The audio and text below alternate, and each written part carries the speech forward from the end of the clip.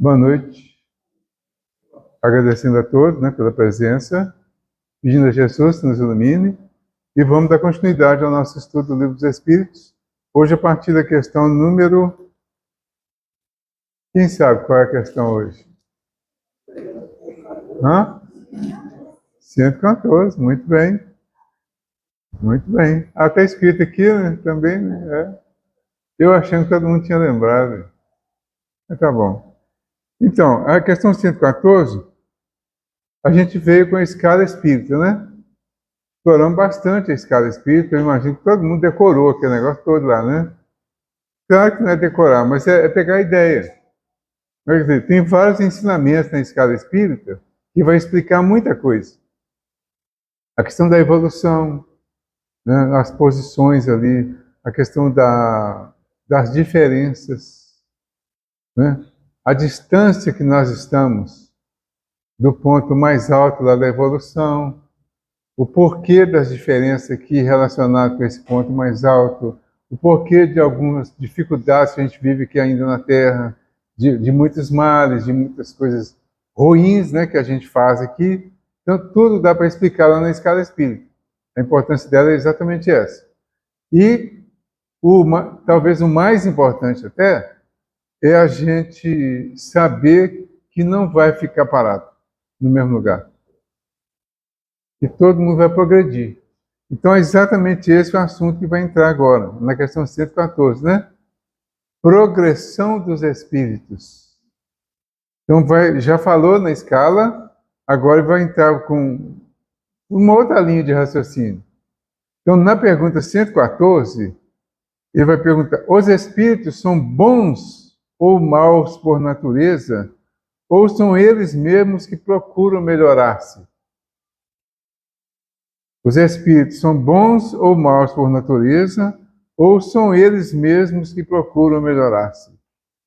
Todo mundo já tem essa resposta? Assim, mais ou menos em mente, pelo menos, A resposta: os espíritos mesmos se melhoram. Melhorando-se, passam de uma ordem inferior para uma ordem superior. Entenderam o negócio da ordem? Qual que é a ordem inferior? Qual que é a ordem superior? A ordem inferior, imperfeito. Ordem superior, puro. Ordem intermediária, bom. Então, como é que vai ser a progressão? Sair da ordem dos imperfeitos, que é a que nós estamos, Pelo menos a maioria, e passar para a ordem dos bons. Como que vai acontecer isso? Isso vai acontecer através do nosso esforço. Nós é que vamos fazer essa melhora. Então, nós fomos criados, na sequência que ele vai falar, simples e ignorantes. A 115, Uns espíritos foram criados bons e outros maus. Se a gente olhar para Deus e entender esse atributo também importantíssimo, Deus é soberanamente justo e bom. Então, se é justo e bom, ele não pode ter criado mal, e nem ter criado pessoas más, e muito menos ter criado uns bons e outros maus. Ficaria totalmente incoerente, Então, o que ele fala? Deus criou todos os espíritos simples e ignorantes, ou seja, sem conhecimento. Deu a cada um deles uma missão, com o fim de os esclarecer e progressivamente conduzir à perfeição pelo conhecimento da verdade e para os aproximar dele. A felicidade eterna e sem perturbações, eles a encontrarão nessa perfeição. Os espíritos adquirem o conhecimento passando pelas provas que Deus lhes impõe. Uns aceitam essas provas com submissão e chegam mais prontamente ao seu destino. Outros não conseguem sofrê-las sem lamentação e assim permanecem por sua culpa, distanciados da perfeição e da felicidade prometida. Então, olha como que essa questão aqui, essas duas aqui, né? Como que elas são esclarecedoras. Então, a primeira, ele vai mostrar que Deus não nos criou bons ou maus. Criou todos iguais. O melhoramento vai depender de nós. Os espíritos mesmo se melhoram. Para nos melhorar, nós temos que conhecer quais são os recursos, quais os critérios que nós temos para melhorar. Qual o recurso que Deus oferece para nós? Ele nos põe lá naquela linha reta lá, né? Aquela linha vertical, né? Vertical, assim. Horizontal, todo mundo na mesma linha. Tudo niveladinho, não é? É igual que a pessoa que vai arrancar para a corrida. Todo mundo no mesmo lugarzinho, não é? A hora que dá o apito ou o tiro lá, todo mundo sai. E aí começa. Quem será o primeiro? O primeiro será aquele que correr muito mais, né? E o último, aquele que correr muito menos. Quem fez isso na corrida? Cada um teve as oportunidades, as orientações, os treinamentos que lhes foi possível. Mas tem um que sobressai. É o que se esforça mais, o que se prepara mais, o que cria melhores condições para atingir o objetivo. E atinge na frente. Essa é uma ideia sobre a questão dos espíritos. Nós, então, partimos do mesmo ponto. Deus criou todos os espíritos simples e ignorantes. Ou seja, sem conhecimento. Então, saímos do mesmo ponto, sem conhecimento. Ou seja, um conhecimento muito superficial, muito pouquinho. O conhecimento suficiente para as primeiras etapas. Nós não fomos colocar totalmente ignorante do que tinha que fazer, mas bastante ignorante comparando com hoje. Então, hoje nós sabemos muito mais do que naquela época, né? Ou seja, quase nada ainda. Mas sabemos um pouquinho mais. Na época, cada um tinha registrado o que era suficiente para vencer as primeiras etapas. Nós estamos aqui na Terra em mundo de prova e expiação. É a segunda categoria de mundos. Os primitivos já ficaram para trás, nós já passamos por eles. Então já avançamos um pouquinho. Se considerar o ponto de partida dos mundos primitivos, é lá que vai começar a corrida. E de lá para cá, vai desenvolvendo até chegar no final.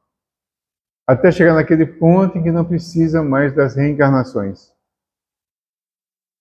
Quando surge a figura de Adão e Eva, todo mundo já falou de Adão e Eva, né, que são o primeiro casal da humanidade e tal, tem uma figura toda trabalhada aí e que não foi interpretada porque não era possível na época. Na medida que o tempo vai passando, a inteligência vai desenvolvendo, a gente vai aprendendo a interpretar.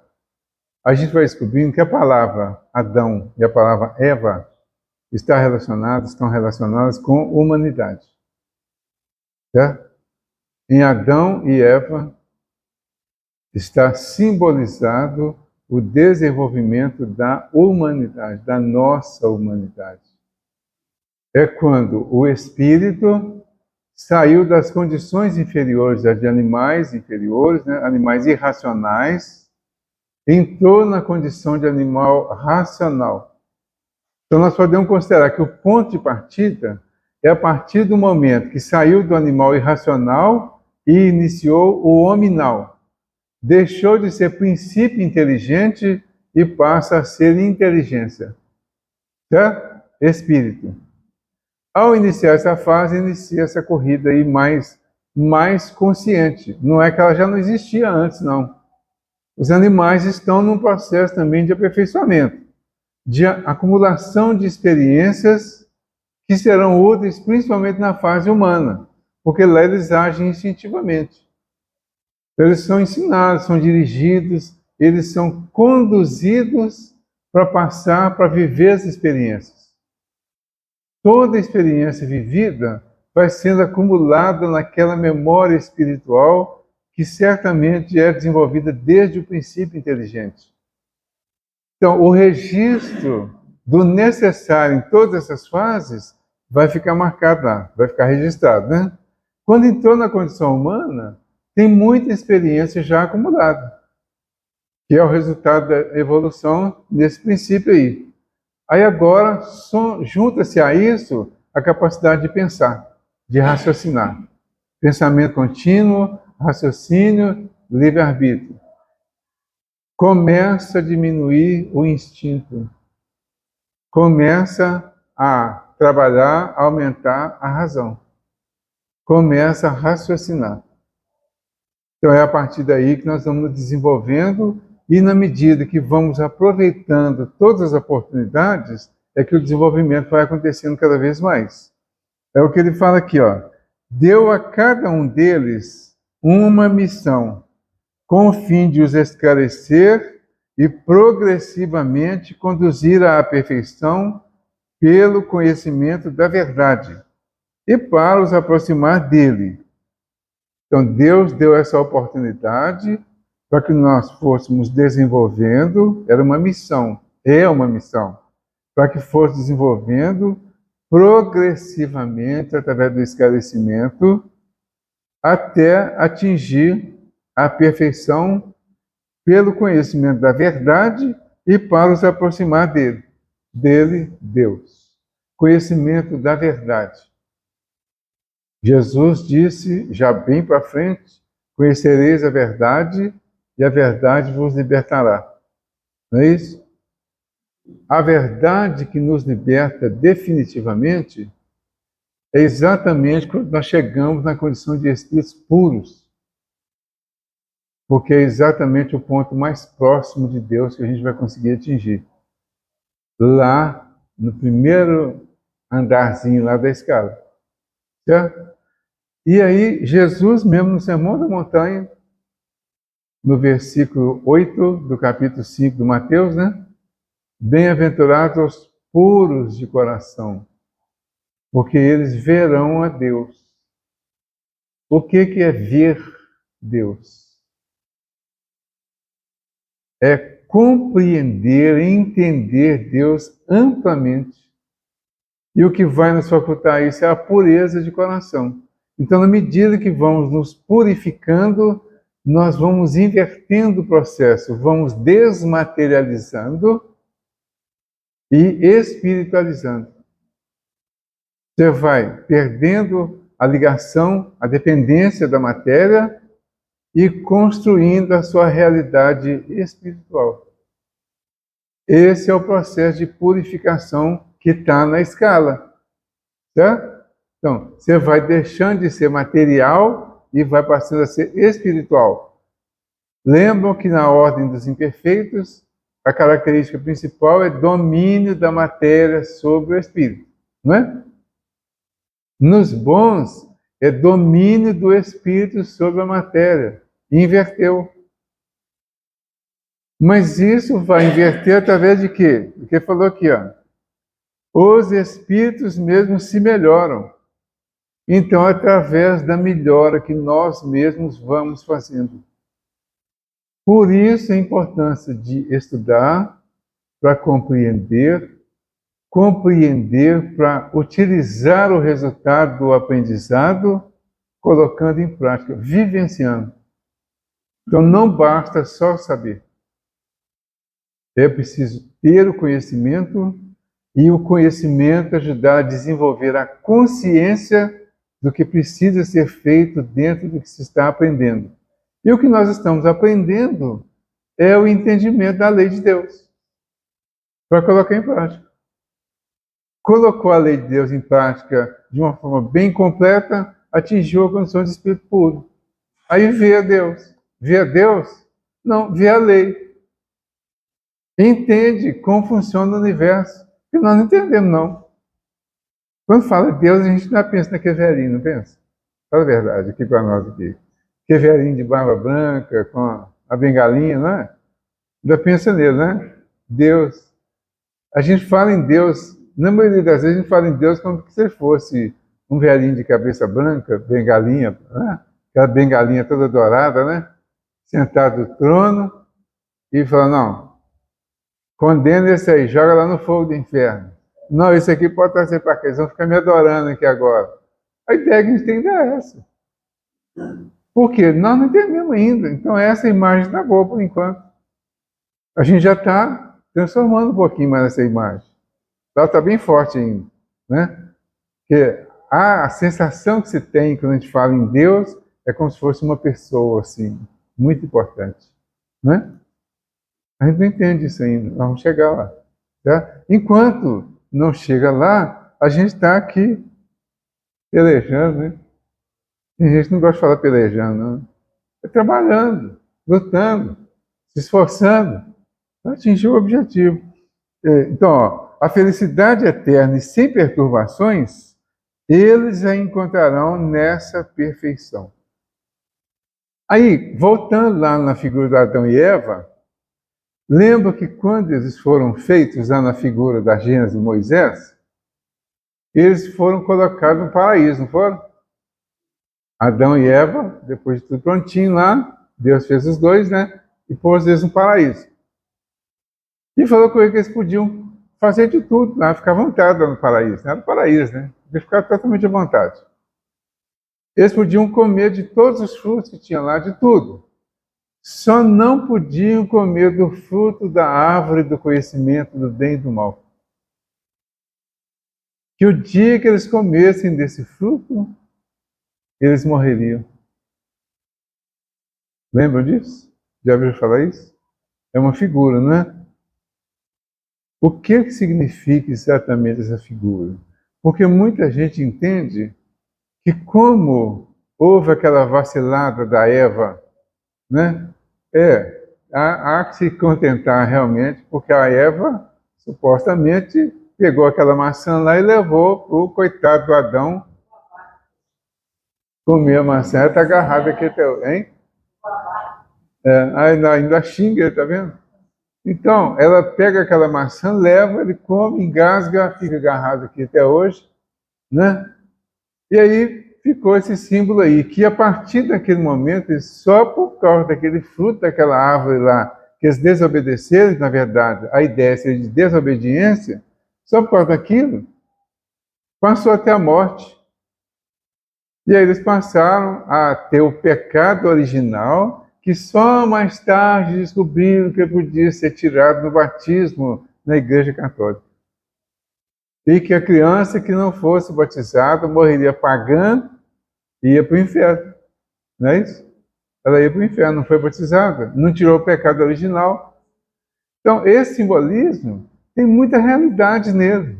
Não da forma que foi colocado, claro. Mas tem a interpretação. Eu sempre acho assim, eu acho fantástica a ideia do batismo. Porque a ideia real, a ideia, vamos dizer, original, ou a essência do batismo, é apresentar o espírito que está voltando à vida material, apresentado para o Evangelho, para Jesus, lá na igreja. Os padrinhos e os pais assumem no batismo o compromisso de educar aquele espírito dentro do Evangelho de Jesus. Fantástico isso, não é? Só que nós desviamos. Não foi feito da forma que foi combinado. Mas a ideia inicial é feita, o simbolismo é feito, virou um ritual, mas fica só no ritual e depois dissolve tudo. Sim? Segundo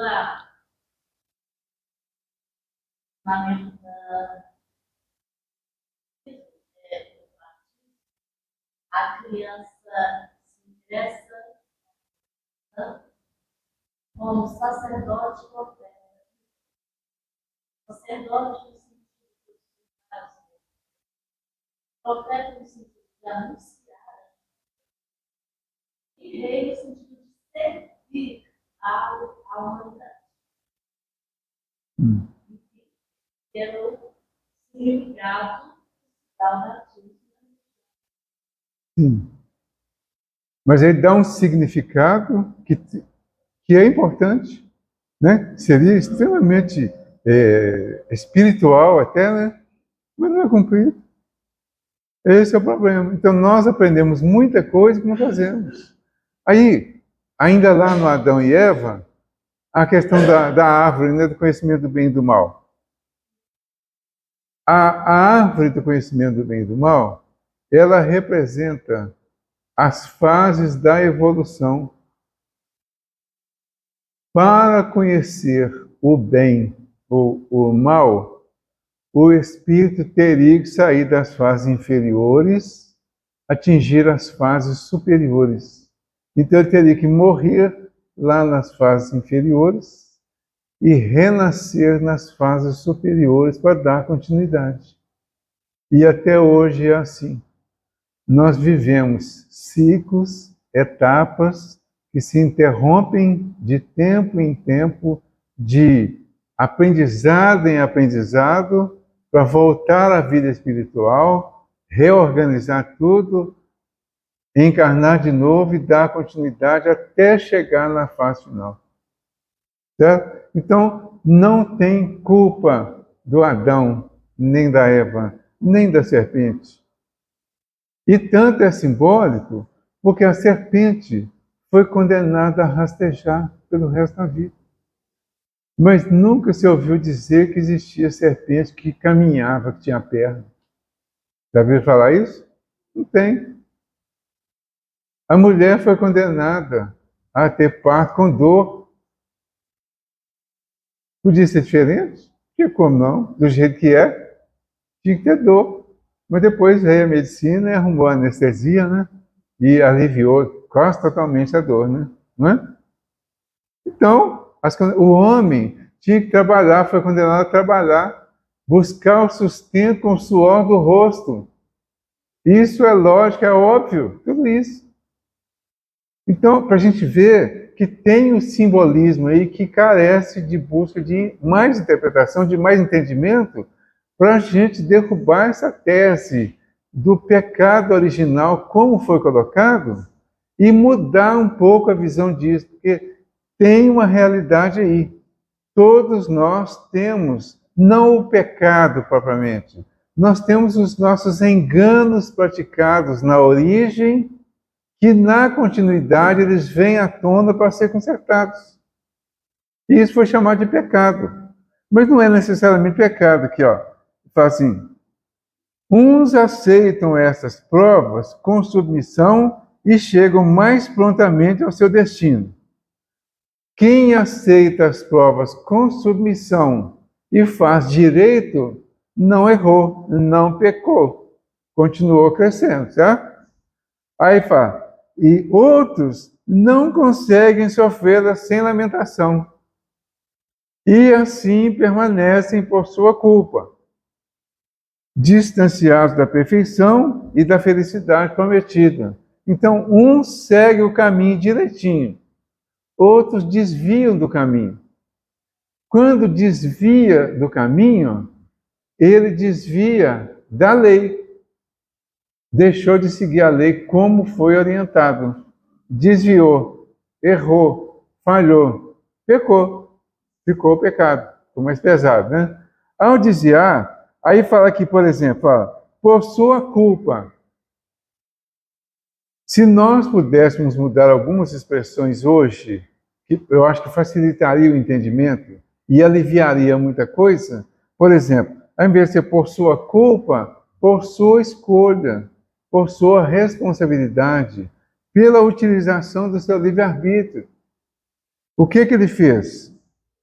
Ele experimentou de uma forma diferente e foi permitido. Deus deu essa opção quando ele deu esse livre-arbítrio, mesmo que limitado. O que a gente faz quando erra? Quem não experimenta, não erra. Só erra quem experimenta. Experimentou, procurou fazer alguma coisa, você sempre corre o risco de acertar ou de errar. Porque ninguém sabe tudo. Ninguém sabe verdade total e absoluta.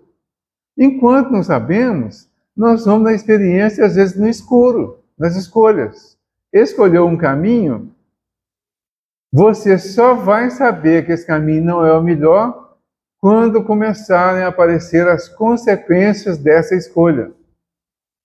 É aí que vem as aflições que o Delano falou aqui hoje.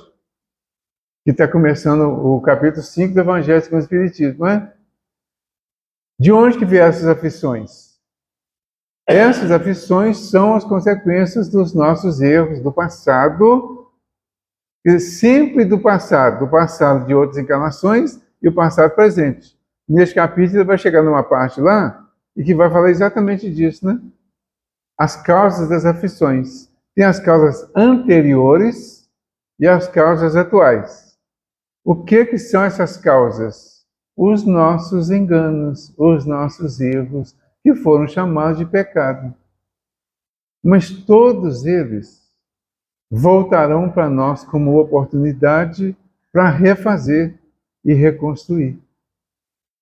Quando Jesus vem, ele já vem numa fase um pouquinho adiantada desse entendimento, já era mundo de prova e expiação, já estávamos tendo a oportunidade de consertar erros do passado, né? Prova e expiação, especialmente a expiação. A finalidade da encarnação da Terra, todo mundo já sabe qual que é, né? Que eu já pedi para decorar várias vezes, né? Todo mundo decorou, claro, né?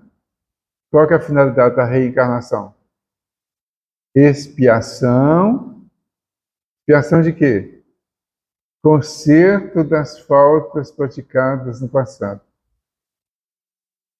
Solução dos pecados. Mas a gente ameniza um pouquinho, né? Fala que é só para consertar, né? Os enganos praticados. Vai consertar. Não é castigo, não é punição, é só oportunidade para fazer de novo, até acertar. É isso que é o perdão de Deus. Faz de novo, experimenta de novo. Se errar de novo, depois você vai tornar a fazer, até acertar, um dia você acerta. Cada experiência mal feita, ela é experiência e te prepara para da próxima vez você acertar. Não parece lógico e bonito isso até?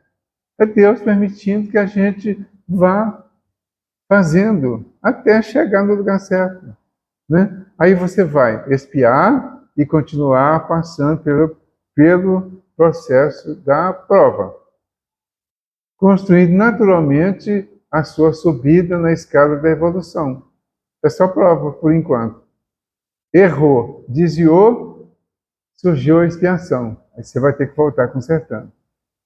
Aí quando Jesus vem, ele vem no momento em que estávamos no nosso fundo do poço, na condição humana. A Terra estava no seu fundo do poço. Então ele vem no mais fundo do nosso poço, ensina como sair de lá, nos convida a ir com ele e volta. Se posiciona como o caminho da verdade e da vida e diz que todos podemos ir com ele. Para ir com ele, tem que negar a si mesmo, pegar a sua cruz e segui-lo. Não pode ir sem cruz também não. Porque a cruz é a soma das dificuldades que nós mesmos construímos e agora com ele vai ficar mais fácil resolver. Certo? Você vê como vai encaixando tudo. O simbolismo todo vai sendo encaixado assim. Aí o Delano já falou que é fácil, né? E é fácil mesmo. Né? É só a gente entender isso e começar a fazer. Não precisa fazer tudo de uma vez, não. O difícil, o impossível, e que a gente às vezes coloca o impossível e nem tenta, e o impossível é fazer tudo de uma vez. Mas fazer um pouquinho de cada vez, a partir de hoje, isso é possível. Consegue. Um pouquinho de cada vez, a gente consegue. Tudo de uma vez, muito de uma vez, não, e nem precisa. Negue-se a si mesmo. O que eu tinha pronto, que estava me mantendo lá naquele fundo do poço lá, no fundo do meu poço? O que eu tinha pronto? Não estava bom porque eu estava lá no fundo do poço. Então eu tenho que negar tudo isso, certo? Deixar tudo isso para lá. Primeiro versículo do Sermão da Montanha. Primeiro versículo das bem-aventuranças, né? Bem-aventurados pobres de espírito, porque deles é o reino dos céus.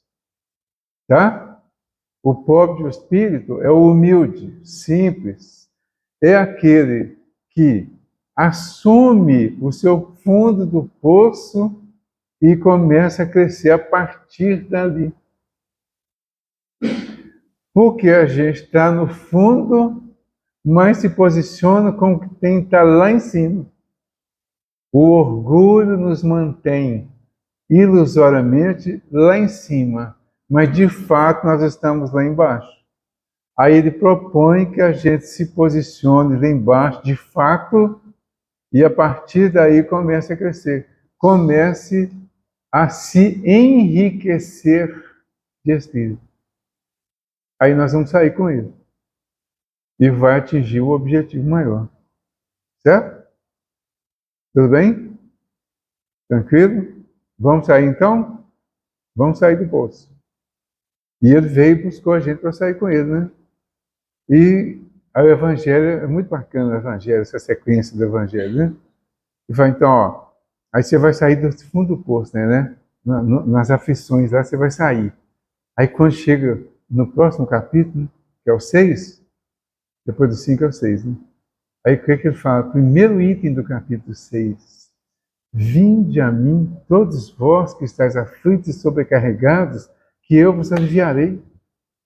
Olha que bacana isso. É o Cristo Consolador. Ele nos convida, está convidando para nós aqui agora, em todos os momentos. Vinde a mim, todos vós que estáis aflitos e sobrecarregados. Ele vai nos aliviar, ele vai nos consolar, depois vai esclarecer e vai nos aliviar. A partir do consolo e do esclarecimento, vem a nossa responsabilidade na parte de cima aqui, ó. Os espíritos mesmos se melhoram. Melhorando-se, passam de uma ordem inferior para uma superior. Tudo encaixado. Tudo dentro de uma lógica. Aí é preciso entender que não é uma lógica necessariamente religiosa. Não é uma lógica de religião. É uma lógica de um conjunto de fatores que inclui ciência, filosofia e religião. Não é só uma coisa. Isso não é a religião espírita. A gente está falando aqui de Jesus e estão ligando com o Evangelho exatamente por isso, está tudo interligado. O estudo do Evangelho e da doutrina ao mesmo tempo, mesmo que seja o Evangelho pelo Espiritismo, ele traz o Evangelho de Jesus original, da Bíblia. Quem pegar esses pontos que a gente está falando aqui na Bíblia, vai achar lá em qualquer Bíblia, qualquer versão da Bíblia. Pode pegar a Bíblia dos Testemunhos de Jeová, você vai achar esse versículo dele lá, vai estar diferente, mas vai estar falando a mesma coisa. Que, aliás, eu acho até interessante o jeito que eles traduzem, né? Esse versículo 3 aí do capítulo 5 do Mateus, quem tiver acesso a uma Bíblia de Testemunho de Jeová, pode verificar lá, está assim: felizes os cônscios das suas necessidades espirituais. Eu acho até mais claro. Feliz o que está consciente da sua necessidade espiritual. Porque ele estando consciente, ele sabe que está pobre de virtude espiritual. O que ele vai fazer? Enriquecer. Mudam as palavras, mas a essência ninguém conseguiu mudar, não. É só a gente buscar o entendimento da essência, ela que vai achar em tudo, em todas. É só a questão da interpretação, e no nosso caso a gente tem uma oportunidade de achar a lógica da interpretação. A lógica, mas não é a minha lógica, é a lógica para cada um. O que a gente traz aqui é um incentivo para todos nós, para estudar o Evangelho dentro de uma visão. A gente expõe aqui, os expositores em geral, né, expõe a visão que o Espiritismo traz do Evangelho, da própria doutrina, da vida. A gente traz uma sugestão. Cada um ouve a sugestão. E cada um vai entender do seu jeito. Por quê? Porque nós estamos de posições diferentes na escala espírita. A nossa posição espiritual, nosso desenvolvimento da inteligência é diferenciado. Então, cada um vai ter uma capacidade de entendimento. Eu não posso dizer que todos têm que entender exatamente do jeito que estou falando. Mas todos precisamos buscar essas ideias e confirmar. Chega em casa, vai lá no livro lá, deixa eu ver se eu entendi, se é isso mesmo. De repente você vai achar uma lógica que vai estar mais de acordo com o seu momento do que a lógica que você ouviu. Ok, não está errado, não. Nem o que você entendeu e nem o que você ouviu. Mas você se adaptou à realidade, à sua realidade, ao que você realmente precisa para aquele momento ali. Aí não tem imposição, não tem religião com verdade absoluta, não tem verdade pronta, tem verdade em construção. E cada um constrói a própria verdade para melhorar por si mesmo. Tá? Não devo falar não, gente? Vocês não falam nada? Então, outros não conseguem sofrê-la sem lamentação e assim permanecem por sua responsabilidade. Vocês concordam que fica mais bonito? Ao invés de culpa? Não precisa mudar a doutrina, não, né? A gente pode entender mudando as palavras às vezes. Não precisa mudar, não. A gente muda por a gente mesmo pelo entendimento, para facilitar o entendimento. Distanciado da perfeição e da felicidade prometida. Até conseguir alcançar a oportunidade para chegar lá. Quem vai alcançar isso? Todos nós. Esse mês que a gente está trabalhando a questão do suicídio, e ao longo do tempo aí que a gente está trabalhando com o suicídio nas reuniões, uma das coisas mais comuns nas manifestações é eles falarem, depois que eles confirmam que realmente suicidaram, é falar que não tem solução, que não tem perdão. Por quê? Muitos são originários de outras crenças, né, especialmente do catolicismo, e que não tem perdão. Suicidou, condenação ao inferno eterno. Então muitos chegam pensando assim. Mas é claro que a gente sente que é um alívio quando a pessoa percebe que mesmo tendo feito, mesmo não tendo conseguido morrer como ele queria morrer para resolver os problemas, ele vai ficar aliviado quando ele entende que não morreu, mas que não será condenado também ao inferno eterno. Essa semana agora, sábado, um perguntou assim, mas e o inferno? Eu vou ser levado para o inferno ainda? Perguntei exatamente isso. Aí eu falei, você acha que precisa de inferno maior do que esse que você já viveu? Essa dúvida, esse relembrar constante das coisas que aconteceram, essa incerteza de tudo, ficar perambulando, você acha que isso aí já não é o inferno? Aí você vai descobrir que ele, a referência que ele tinha de data, era de 1940.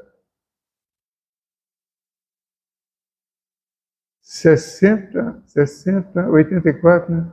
84 anos perambulando, talvez repetindo as mesmas coisas, né? Talvez até sem saber mesmo a data, a referência que passou foi essa, entendeu? Então, o inferno já foi, uma boa parte já aconteceu, e agora, o que vai fazer? Vou para o inferno? Não, agora você vai para a escola. Pega o Memória do Suicida, quem não leu ainda, quem leu também pode pegar e repetir, né? Pega o livro Memória do Suicida e fala assim, agora eu vou entrar numa escola. Uma escola sobre dor, sobre sofrimento, sobre uma forma de resolver os problemas e que na hora que eu experimentei, eu fiz pior do que antes.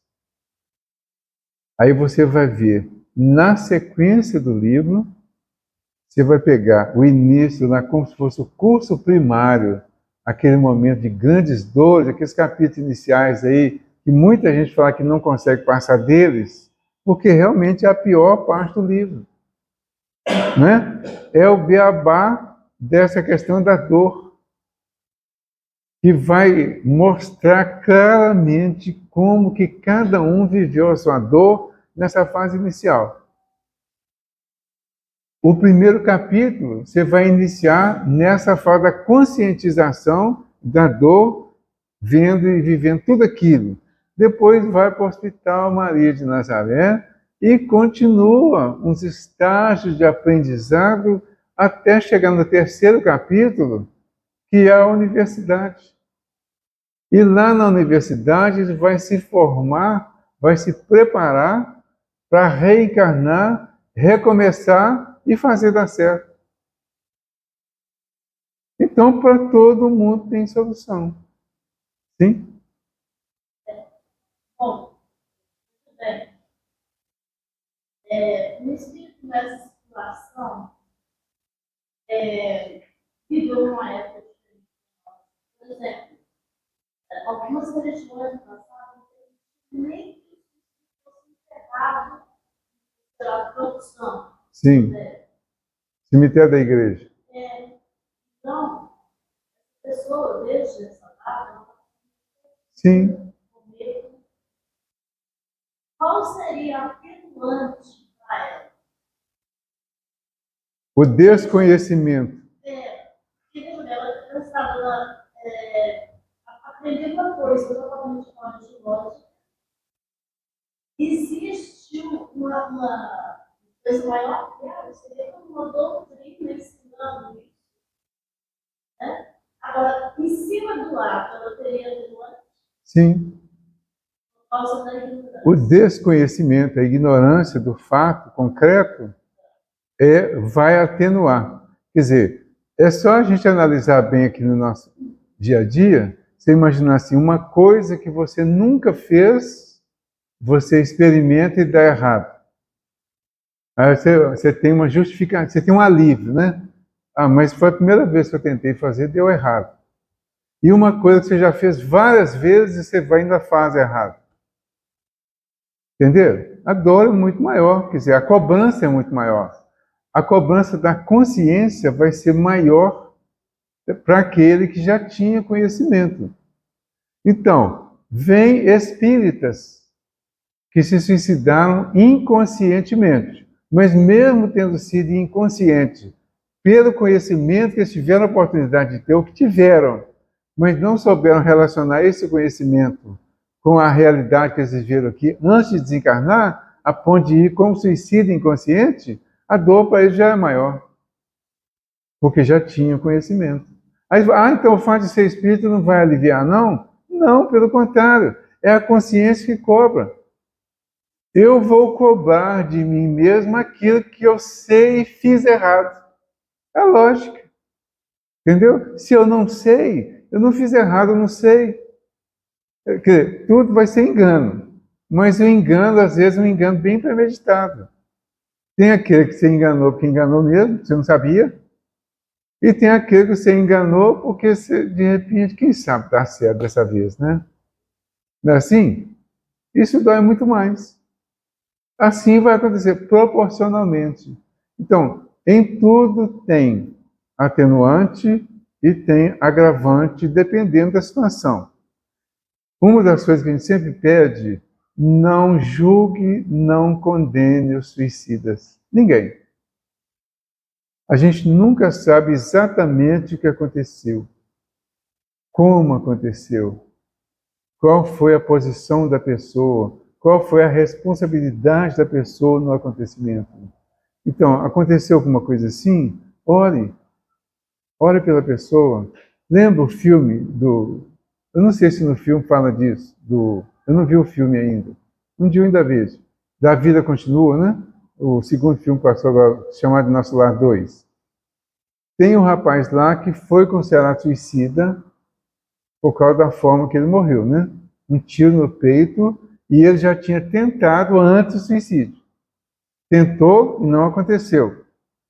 Depois, ficou claro que ele tinha suicidado, porque já tinha tentado uma vez, então dessa vez ele conseguiu, deu um tiro no peito, tinha pedido a namorada mesmo, né? Deu um tiro no peito, suicidou e ficou por isso.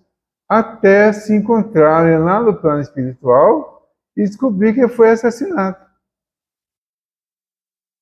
E o que queria a noiva dele forjou o suicídio. Deu um tiro no peito dele, simulou o suicídio e ele ficou com o suicídio, mas ele não suicidou. Pelo menos não foi tão consciente como se imaginou que ele teria dado um tiro no peito, né? Entenderam? E aí, aquilo ali é uma boa lição para a gente analisar essas questões antes de fazer julgamento, antes de fazer condenação. Porque se tem um fato daquilo ali, aquele livro é real. A obra do André Luiz tem histórias reais, né? Aquilo não é inventado, não. Tem toda uma história do Chico. Tem um livro dele, não vou lembrar o nome do livro, não, do Eliseu, do Ranieri. Nesse livro ele fala o seguinte, que quando ele fala dos amigos do Chico, então ele fala que o Chico... Olha, eu até estou jogando hoje. Ele fala o seguinte, que o Chico, em determinados momentos, arranjava uma amizade, assim, daquela amizade, aquela coisa. A pessoa se ligava a ele, ficava amigo daquela pessoa e tal, e algumas vezes coincidiu com alguma obra que ele estava escrevendo. E que assim que ele terminava a obra, a amizade dispersava. Não ficava inimigo, não, dispersava. A pessoa ia embora. Então diz que muitas vezes essa ligação tinha relação com a obra que estava sendo escrita. Eu vou lembrar o nome do livro depois e trago. Do Ranieri, certo? Então, aí faz sentido. Neste caso, então, por exemplo, e muitos outros, o que se diz é todos os fatos são verdadeiros. Está escrito nos próprios livros, né? Os fatos são verdadeiros, só os nomes é que são fictícios, como o próprio nome do André Luiz não é André Luiz. E a gente fica no desespero danado para descobrir quem foi o André Luiz e ele doido para esconder isso e a gente querendo saber, né? E fica aquela especulação ainda. Aí começa a chutar, né? Ah, foi o Oswaldo Cruz, claro. Aí um dia eu falei isso com o seu Adalto lá no André Luiz, né? O seu Adalto tinha aquele vozeirão, ele era bravo, né? Aí eu falei, seu Adalto, me falaram aí recentemente que o André Luiz teria sido o Oswaldo Cruz? Não. Nada a ver, não. O Oswaldo Cruz foi missionário. O André Luiz foi um médico que fez um monte de coisa errada. Nada a ver, não. O Oswaldo Cruz foi um missionário e o cara, quer dizer, tem uma fama. Ele fala, mas o Carlos Chagas? O Carlos Chagas está muito na linha do Oswaldo Cruz. Também não. Então eles falam que foi o Oswaldo Cruz, que foi o Carlos Chagas, e tem outros aí, né? Eu descobri um há pouco tempo, não vou falar, já acabou a hora. Mas eu ouvi falar, claro que eu não descobri não, mas está na Wikipédia. Quem chamar André Luiz lá vai achar lá essas informações. Eu achei interessante a ideia. Foi o presidente do Flamengo na década de 1920. Dizem, tá, gente? Já que dizem um e outro, vai mais esse aí. E faz sentido, porque ele era médico, era famoso, era importante, né? E, assim, totalmente desconhecido. Assim, para nós aqui, né? Mas ele foi presidente do Flamengo, então ele devia, na época ele devia ser muito conhecido. Então, certamente, se é verdade isso, ele queria ocultar, porque muita gente, se ele se revelasse, se ele desse o próprio nome, podia causar um grande conflito, inclusive familiar. Por isso ele quis esconder. Vamos deixar ele escondidinho, então? E ele vai contando as histórias para nós. Ele fica sabendo das histórias lá, verdadeiras, de espíritos que viveram aqui, e traz a história, põe no livro lá para trazer lição para nós. Tá bom, né? Gente, muito obrigado. Vamos fazer a prece finalizar, né? Jesus amigo, nós agradecemos pela oportunidade desta noite, dos estudos que tivemos, do convite que temos para as reflexões sobre os bem-aventurados aflitos e aflitos estamos e somos ainda todos nós, mas numa certeza de que o que Jesus nos ensina é que a aflição bem vivida nos levará ao reino dos céus.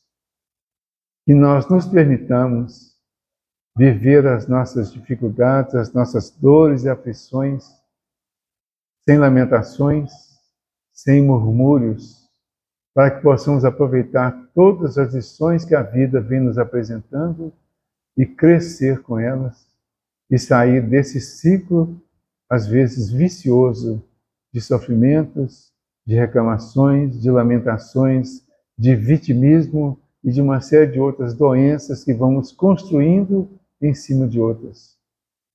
Permita, Jesus, que tenhamos forças para vencer essas dificuldades, que possamos criar condições de gratidão por todas as oportunidades que temos, desde as que achamos que são ruins ou más, até aquelas muito boas, que às vezes também achamos que nem merecemos. Todas são merecidas, todas são necessárias e todas fazem parte do nosso crescimento. Levemos esse conceito e procuremos com eles continuar o nosso crescimento para o bem, para Deus. Agradecemos pelo cantinho de Jesus, que é esse lugar bendito onde nós conseguimos nos reunir para esse aprendizado, e agradecemos também aos nossos amigos espirituais, que aqui sempre estão nos orientando, nos amparando, protegendo, iluminando as nossas inteligências para que possamos compreender cada vez mais essas verdades espirituais. Que o teu amor nos envolva agora e sempre. Que assim seja. Obrigado.